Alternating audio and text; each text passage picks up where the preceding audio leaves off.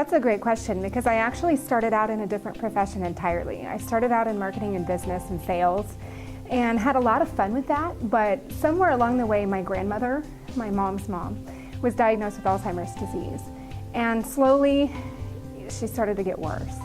And our family tried everything that we could do to keep her out of a nursing home and out of a care facility, so at some point in time I decided to get my CNA license so that I could try to help out more at home. And I think that's when it hit me that that was my calling, that I should be in healthcare, that is where I found the most joy in my life.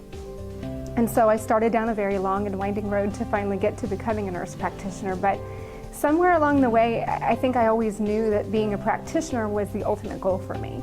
I'm fairly new at the profession, but now that I'm in it, I can tell you I'm exactly where I was meant to be. I enjoy being able to connect with patients.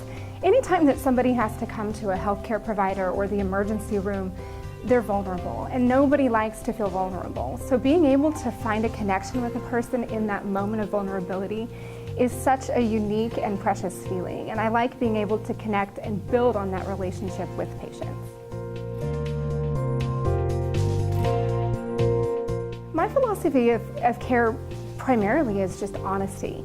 I think a lot of people come in and, I don't know, for whatever reason have been used to being told it's this or being told it's absolutely not this, and I'm, again, still new at it, but I want us to learn together, and so I want to be honest at every step of the way, and sometimes the answer is I don't know.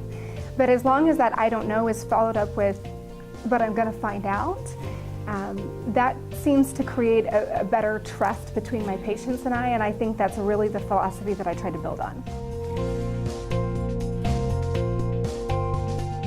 I'd like my patients to know that I'm human too, that I've sat in that same chair and I've been through what they've been through, and as long as we keep those lines of communication open, we can continue to work through their problems together and form a team.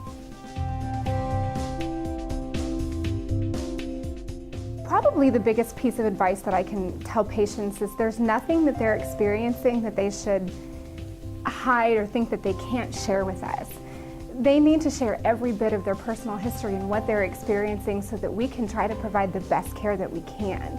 I think sometimes patients come in and they look things up before they came in, or they think they should temper what they're going to say, and that sometimes makes our job a little bit more difficult. So communication really is the key for patients and providers, because when we can get the whole picture, we can provide whole care to the whole patient.